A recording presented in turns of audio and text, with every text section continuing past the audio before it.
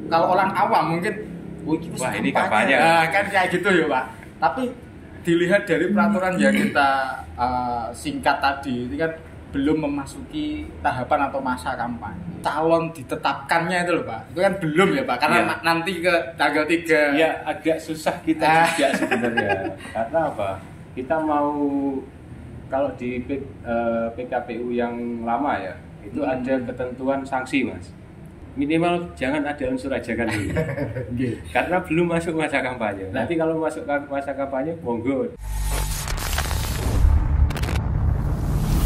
Nah, itu kan termasuk baru di Bawaslu. Itu periode tahun hari ini 2023 sampai nanti tahun 2024. Gimana Pak? Bisa mungkin ceritakan ya Pak, diceritakan sahabat Bawaslu, karena baru kali ini mungkin podcast kita mendatangkan atau ngobrol langsung dengan anggota Bawaslu Kabupaten Kudus. Baik, terima kasih sahabat Bawaslu. Perkenalkan, nama saya Heru Widiawan. Saya lahir di Muara Tebo. Mungkin tidak banyak yang tahu di mana Muara Tebo. Itu di Provinsi Jambi. 19 November 1980.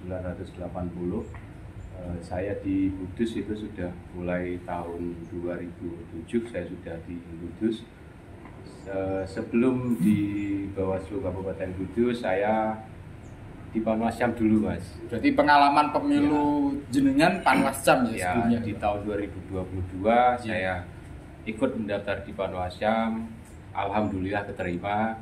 Kemudian jadi dunia kepengawasan saya mulai belajar, mulai banyak tahu tentang dunia kepengawasan, dunia kepemiluan itu ketika saya kemarin jadi Panwascam. Nah, itu kan berarti masuknya hari ini itu kan tahapan sudah berlangsung, sudah berjalan. Tahapan berjalan. Nah, itu gimana jenengan mensikapi itu? Maksudnya persiapan apa yang jenengan lakukan terkait masuknya tahapan itu di pertengahan jenengan dilantik? Kalau bicara masalah persiapan ketika dulu waktu masih di Panwascam mungkin mengikuti, ya, masih mengikuti lah, banyak mengikuti tahapan mulai dari proses pencalonan, pendaftaran calon partai politik itu sudah mulai mengikuti, kemudian verifikasinya juga sudah mulai, artinya mulai ada sedikit banyak sudah mulai tahu ini tahapan setelah ini apa. Kemudian kemarin ada pendaftaran untuk yang di tingkat kabupaten. Saya yakin dan memberanikan diri untuk ikut mendaftar. Nah, ketika jenengan di Panwascam, terus kemudian hari ini jenengan kan menjadi anggota Bawaslu Kabupaten, ada perbedaan enggak Pak? Ini mungkin pasti ada, pasti ada perbedaannya. Perbedaannya mungkin lebih kepada kebijakan ya. Ketika kita di tingkat kecamatan itu mungkin sifatnya lebih pada yang menjalankan instruksi. Ketika di tingkat kabupaten kita lebih pada menentukan kebijakan, meneruskan instruksi dari provinsi seperti apa di tingkat kabupaten sampai dengan nanti menurunkan ke Panwascam. Hari ini kan memang Bawaslu sudah memasuki tahapan pemilu, masuk di tahapan pencalonan kalau nggak salah. Iya, tahapan pencalonan. Nah, pencalonan hari ini terus kemudian nanti masuk ke kampanye dan langsung ke pencoblosan itu. Nah, jenengan apa yang jenengan persiapkan untuk pengawasan pada tahapan-tahapan tersebut? Ya, sesuai dengan tugas dan wewenang Bawaslu Kabupaten Kota, kita memang biasa adalah pengawasan khususnya yang terkait dengan tahapan-tahapan yang dilakukan di tingkat kabupaten kota, misalkan pendaftaran dan pencalonan anggota DPR provinsi sampai dengan DPR kabupaten kota. Nah, sementara per tanggal 3 Oktober kemarin kan sudah selesai masa pencermatan. Nah, setelah itu adalah masa penyusunan. Fokus kita adalah pengawasan pada masa penyusunan ini, nanti akan ada verifikasi administrasi terkait dengan calon-calon yang diganti atau yang dirubah terkait dengan berkas administrasinya. Kemudian sesuai dengan tahapan juga Mas Rosid, setelah tanggal 3 November nanti kan penetapan DJT, tapi di tanggal 3 Oktobernya ini sampai dengan masa kampanye 28 November itu kan ada masa jeda yang agak lama. Berarti tanggal berapa tadi Pak DJT? DJT itu penetapan tanggal 3 November. Daftar calon tetap itu ya? Iya, daftar calon 3 November. Ya. Kemudian masa kampanye tanggal tanggal 28 November.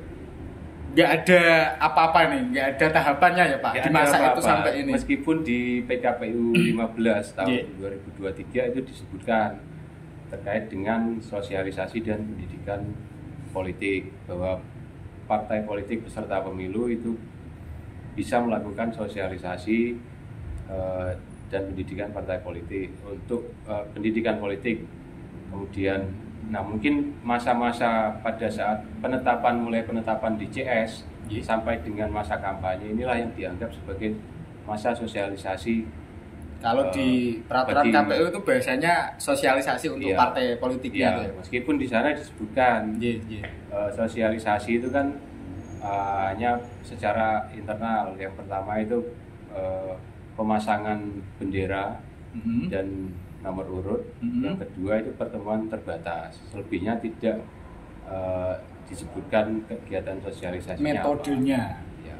Berarti dari peserta pemilu yang sudah ditetapkan, terus kemudian mencalonkan bakal calon nantinya untuk DPR, DPRD provinsi sampai kabupaten, itu sampai 3 November untuk tahapannya baru ditetapkannya. Kemudian jelang berapa hari sampai 28 November itu masuk ke kampanye ya Pak? Kalau bisa dibilang mungkin ada kekosongan hukum di sana. Mulai setelah penetapan calon tetap sampai dengan tanggal 28. Nah, sementara yang terjadi sekarang. Nah ini Pak, yang saya mau tanyakan di kota atau kabupaten, kita tahu lah, tidak asing bagi kita, sudah banyak beredar alat peraga yang tertempel di beberapa titik. Nah, apakah alat peraga ini dalam penyebarannya, pemasangannya itu merupakan tindakan kampanyenya partai kan? Kalau orang awam mungkin wah ini kampanye kan kayak gitu ya Pak. Tapi dilihat dari peraturan yang kita singkat tadi, itu kan belum memasuki tahapan atau masa kampanye. Nah, itu gimana itu Pak untuk tanggapannya? Jadi gini, kalau kita merujuknya pada PKPU 15 tahun 2023 tadi, kampanye, kemudian di ketentuan umum di Undang-Undang 7 tahun 2017 juga disebutkan, kampanye itu adalah kegiatan yang dilakukan oleh peserta pemilu atau pihak lain yang ditunjuk untuk meyakinkan pemilih dengan cara menawarkan visi, misi, program kerja, dan atau citra diri. Nah, waktu kampanye sendiri itu diatur. Tadi disebutkan tanggal 28 November sampai dengan 10 Februari 2024. Nah, di masa sebelumnya itu adalah diperbolehkan bagi partai politik peserta pemilu untuk melakukan sosialisasi. Nah, cuma yang terjadi di lapangan faktanya ada banyak peserta partai politik peserta pemilu yang sudah pasang baliho atau reklame yang kalau berdasarkan PKPU itu kan ada bahan dan alat peraga kampanye. Tapi apakah itu bisa dikatakan sebagai bahan dan alat peraga kampanye sementara waktunya yang sekarang ini belum masuk ya Pak? Masa kampanye masih masa sosialisasi. Kemudian apakah itu melanggar? Kalau kita bilang melanggar itu kita harusnya juga mencermati di ketentuan regulasinya. Jadi ketika kita bicara masalah kampanye itu kan harus ada pesertanya yang melaksanakan pelaksana kampanye. Objeknya tadi ya. Kemudian ada yang ditawarkan visi misi dan programnya, dan citra diri dan atau citra diri. Nah, kalau kita bicara secara normatif, ketika ada frasa dan atau citra diri, nah citra diri itu kan bisa dalam bentuk gambar partai dan nomor urut. Yang terjadi selama ini kan sudah rata-rata sudah mencantumkan semua. Memakai gambar, ada gambarnya, ya. Ada nomor urutnya, kadang ada coblos ininya. Apalagi yang justru ada ajakannya itu. Jadi kita kalau dari Bawaslu kebijakannya sejauh ini kita pakainya SE 43 terkait dengan potensi pelanggaran pada masa kampanye. Meskipun SE tersebut menyebutkan pada masa kampanye, tapi pengawas pemilu itu diminta untuk melakukan pertama himbauan, kedua pencegahan. Nah, dalam rangka itu kita melakukan pencegahan. Salah satunya pencegahan apa? Misalkan peserta pemilu yang melakukan sosialisasi itu dilarang menyertakan unsur ajakan. Berarti tidak boleh kampanye di sosialisasinya. Minimal itu, tidak ada unsur ajakannya. Misalkan, oke lah, ada citra dirinya. Visi misinya mungkin nggak ada, tapi hampir semua itu menyertakan citra diri. Ya padahal kan di situ hari ini ya Pak, sampai hari ini kan belum calon ditetapkannya itu loh Pak. Itu kan belum ya Pak, karena nanti ke tanggal 3. Ya agak susah kita juga sebenarnya. Karena apa?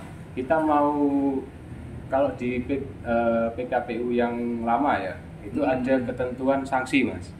Yang dilanggar tadi. Ya. Nah, sementara yang di PKPU 15 itu sanksinya nggak ada. Ketika misalkan dikatakan peserta pemilu itu melanggar masa sebelum kampanye itu, melakukan kampanye di luar kampanye sebelum masa kampanye, itu ada sanksinya. Sanksinya itu misalkan yang di PKPU yang lama itu Bawaslu bisa melakukan koordinasi dan penertiban dengan Satpol PP selaku penegak di masing-masing kabupaten atau kota. Nah, sementara yang di PKPU yang terbaru hari ini nggak ada sama sekali. Nggak ada Pak, sulit juga. Ya, dan SE 43 pun itu hanya masih dalam bentuk himbauan dan pencegahan, mulai dari provinsi, kabupaten, kota sampai dengan ke tataran ad hoc itu nggak ada instruksi kita untuk melakukan penindakan, sehingga secara kewenangan kita nggak punya wewenang apa-apa untuk melakukan penertiban. Nah, untuk hari ini Pak, dari beberapa alat peraga ini termasuk dalam kategori sosialisasi atau tidak? Untuk yang dipasang nih Pak? Ya, kalau melihat yang dipasang, kita sepakat bahwa itu masih masuk ke dalam tataran sosialisasi, karena ada beberapa partai yang juga masih baru. Artinya kalau misalkan mereka diberikan waktu 28 November 2023 sampai dengan 10 Februari 2024, itu kan waktunya hanya masih relatif singkat, 75 hari bagi mereka untuk menawarkan, memperkenalkan diri. Nah, kenapa itu dianggap masa sebelum penetapan daftar calon tetap anggota legislatif itu dianggap masa sosialisasi? Artinya pihak penyelenggara membuka kesempatan bagi peserta pemilu untuk melakukan sosialisasi, namun dengan catatan itu bahwa tidak ada unsur tadi ya Pak, kampanye ya, tadi. karena di pasal 79 di PKPU 15 itu yang pada ayat 3 kalau nggak salah, pada ayat 3 itu menyatakan dalam melakukan kegiatan sosialisasi dilarang memuat unsur ajakan. Nah, itu menjadi catatan khusus bagi kita selaku pengawas untuk setidaknya kita tahu pada bahan dan alat peraga yang dipasang hari ini oleh peserta hari ini, apakah itu ada yang mengandung unsur ajakan. Nah, dalam rangka itu kita sudah beberapa minggu yang lalu sudah melakukan pendataan dengan teman-teman di tingkat kecamatan dan desa.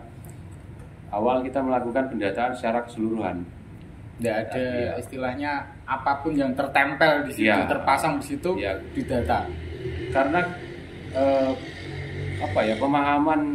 mungkin pemahaman teman-teman dari peserta pemilu juga masih ada sedikit perbedaan terkait dengan apakah ini masuknya, kalau dulu kan ada baliho, sekarang istilahnya reklame.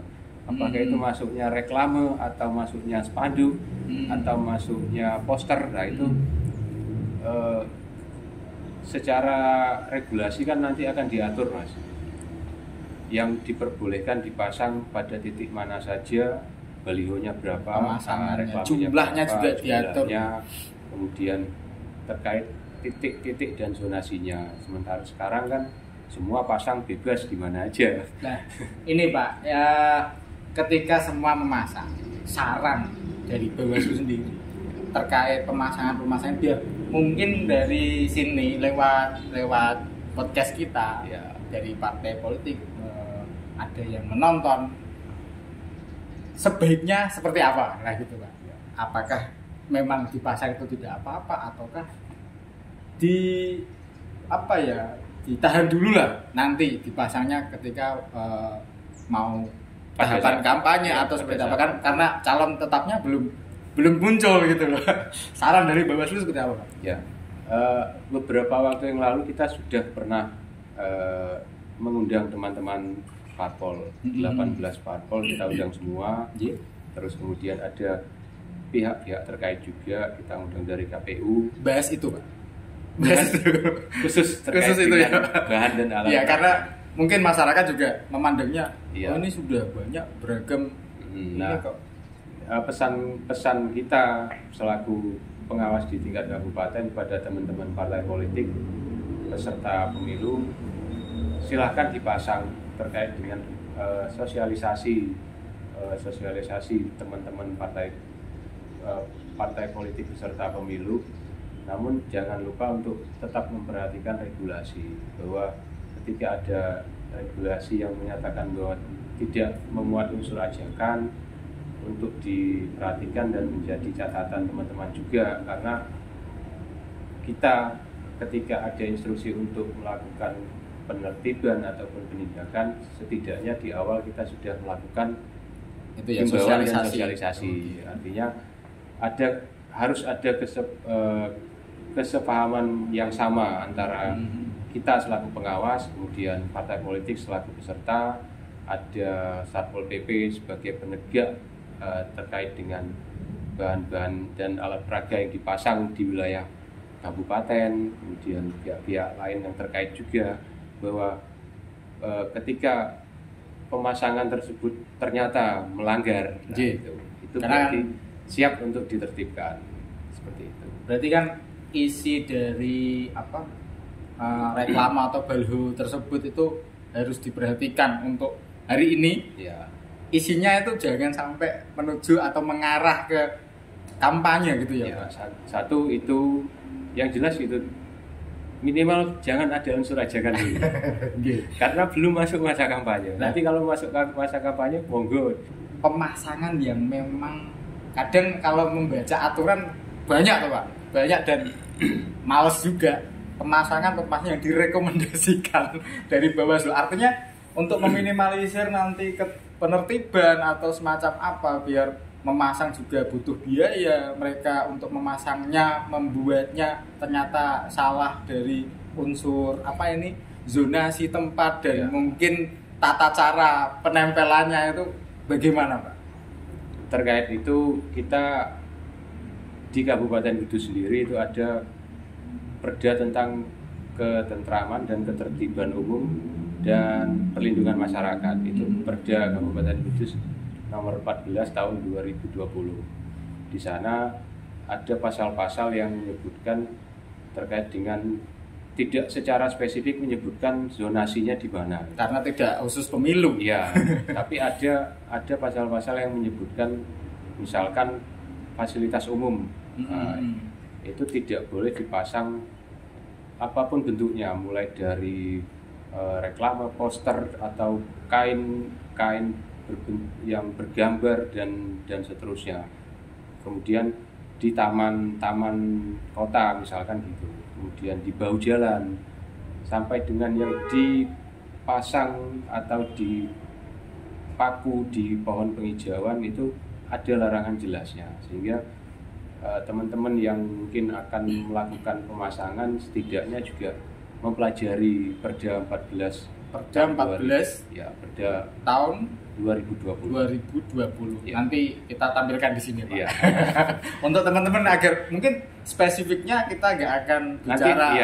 Nanti ada pasal-pasalnya yang misalkan ada yang mau masang di pohon di pinggir jalan dipaku. Pemasangannya gitu, gimana biar aman kan itu gitu. Nanti masuk ke pasalnya perusakan di pohon penghijauan gitu.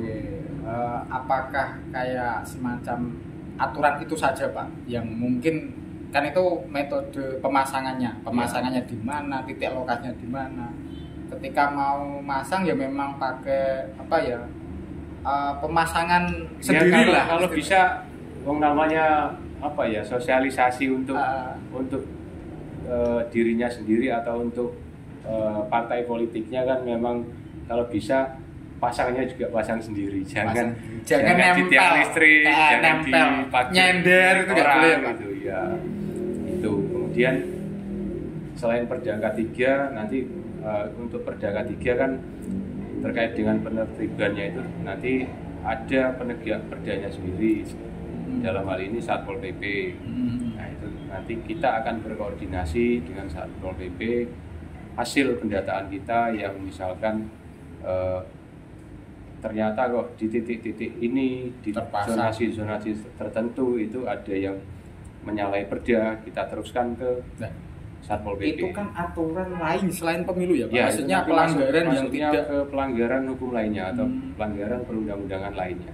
Kalau pelanggaran di kepemiluan atau pemilu sendiri ini termasuk apa saja, Pak? Itu tadi kan masalah zonasi, pemasangan dan sebagainya. Ya, kalau di pelanggarannya kalau misalkan kita bicara masalah pemilu lah. Pelanggaran pemilu untuk terkait dengan bahan dan alat peraga mungkin satu tadi yang sudah disampaikan di awal, misalkan ada unsur ajakannya, meskipun sampai dengan saat ini kita belum punya wewenang untuk melakukan penindakan, tapi ketika ada instruksi yang turun dari Bawaslu RI untuk segera dilakukan penindakan, maka akan kita tindak. Seperti itu. Penindakan dari Bawaslu sendiri, Pak, prosesnya itu seperti apa? Mungkin proses penindakannya Bawaslu, apakah langsung kita eksekusi, kita cabut gitu, langsung kita, atau seperti apa nanti mungkin dari penonton kita ada seperti semacam ini loh untuk edukasi. Ya, yang jelas kita karena fokusnya ke pencegahan, Mas ya. Artinya tidak lantas ketika ada yang melanggar itu kita langsung langsung dieksekusi gitu, enggak. Kita tetap melakukan pendekatan secara persuasif dulu, artinya yang secara sesuai dengan regulasi. Kita berikan himbauan dulu, surat peringatan dulu, kemudian secara administratif kita sampaikan surat ke KPU, karena yang nanti akan menyampaikan terkait dengan ke teman-teman partai politik itu nanti KPU sebagai penyelenggara teknis pemilu. Saya penasaran juga, jaringan kan termasuk dalam koordinator divisi penanganan pelanggaran data dan informasi. Apa menariknya, Pak, di situ? Saya terlepas dari tadi yang kita bicarakan sampai serius lah. Santai dulu aja, Pak. Menariknya itu sebenarnya jadi pengawas itu kan mungkin bisa salah satunya karena passion, Mas. Tidak semua orang punya passion yang ketika misalkan jadi pengawas di tingkat desa misalkan mungkin cuma jadi pengawas biasa, tapi ketika di pemilu berikutnya dia daftar lagi gitu. Itu bisa jadi karena dia merasa nyaman dengan itu. Dia merasa bahwa ketika menjadi pengawas itu dia salah satu andilnya untuk ini kan proses demokrasi ini. Proses bangsa kita ini berdemokrasi. Nah, salah satu andilnya itu mungkin dengan menjadi pengawas itu, bahwa ketika dia menjadi pengawas itu dia punya turut serta besok ketika bangsa kita 5 tahun ke depan ini seperti apa, itu dia merasa punya peran aktif di sana ya.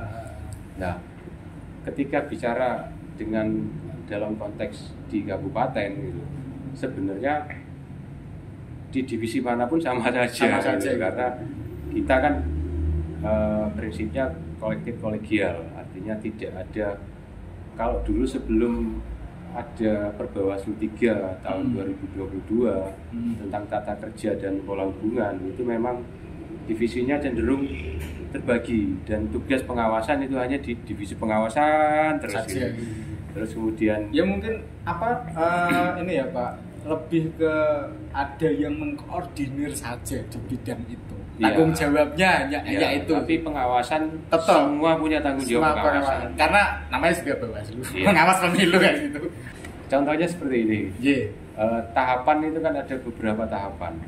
Misalkan tahapan pencalonan DPR di provinsi, DPR di kabupaten kota. Itu secara tanggung jawab PIC-nya kan berada di bawah divisi hukum dan penyelesaian sengketa. Dibagi ya Pak itu. Iya, jadi penanggung jawab masalah pengawasan. Sesuai dengan Perbawaslu 3 Polhub itu tugas itu tidak dipisah tapi dibagi, pembagian tugas istilahnya. Walaupun nanti secara praktiknya semua sama. Secara prakteknya semua sama.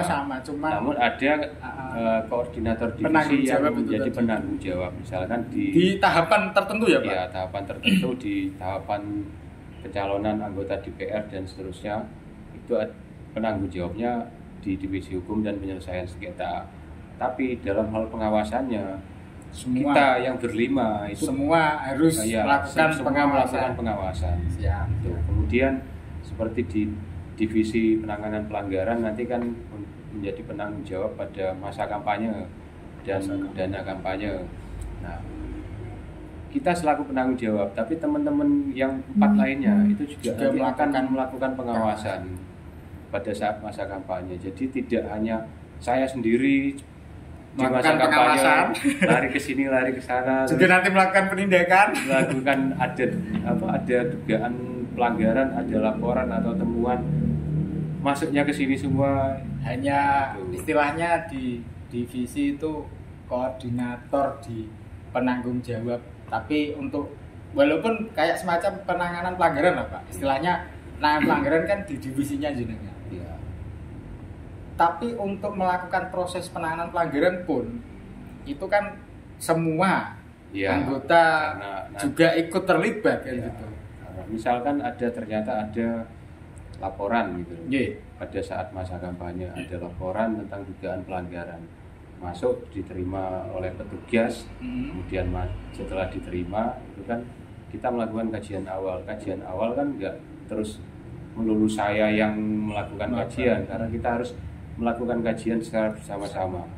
Kemudian kemudian itu apakah mau diregister atau tidak laporan tersebut. Mumpung hari ini jenengan Pak, karena apa? Ini saya potong dulu Pak, karena Kodim PP ya, penanganan pelanggaran. Untuk kayak tadi kan sudah menyinggung masalah laporan. Ketika ada dugaan pelanggaran di hari ini, karena hari ini sudah masuk di tahapan pemilu, beberapa nanti juga muncul tahapan-tahapan lainnya. Nah, bagaimana ketika masyarakat yang dapat melapor, ciri khususnya semacam apa, terus membawa apa dan seperti apa, sedikit bocoran aja Pak, nanti kita bahas di lain kesempatan. Oh gitu. Ya. Ini hanya pancingan saja. Bicara masalah dugaan pelanggaran. Laporan orang melapor, masyarakat melapor, ini saya harus seperti apa kalau mau melapor? Jadi misalkan ada pelapor itu ada syaratnya Mas. Syaratnya misalkan yang pertama itu warga negara Indonesia yang punya hak pilih. Nah, yang punya hak pilih itu yang seperti apa?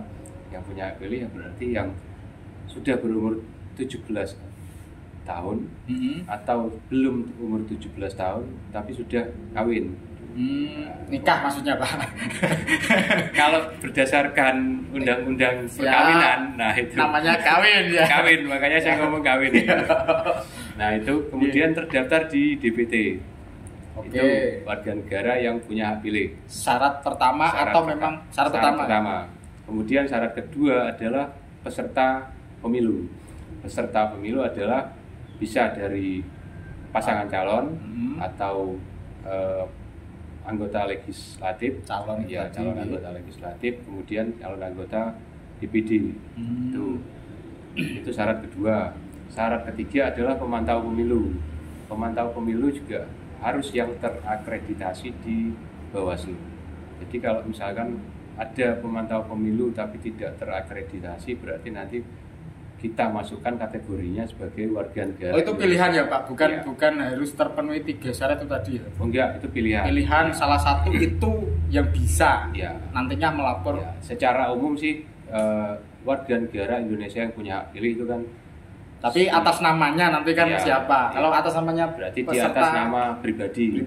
Tapi kalau misalkan bicara masalah peserta, dia berarti mungkin bisa mengatasnamakan partai politik atau mengatasnamakan calon anggota legislatif seperti itu. Nah, kalau misalnya sudah saya warga negara yang punya hak pilih mau lapor ke Bawaslu, datang langsung misalnya, yang saya bawa apa Pak? Ini kan bawa EKTP saja. Oke, identitas. EKTP atau surat keterangan pendudukan lainnya. Untuk syarat tadi ya Pak, syarat sebagai warga negara Indonesia yang punya hak pilih nantinya. Bawa EKTP nanti ketika diterima oleh petugas penerima laporan, nanti baru akan ditanyakan lagi. Jenengan nanti akan ngisi form isian laporan, penerimaan laporan itu ada terkait apa yang mau dilaporkan. Ya, ada di form B1. Nanti di sana ada isinya. Misalkan ketika melaporkan dugaan pelanggaran itu ada formil syarat materialnya. Siap. Mungkin cukup itu saja Pak. Gitu. Biar penasaran, kita nanti di episode selanjutnya akan bahas tuntas mengenai bagaimana tata cara orang melapor.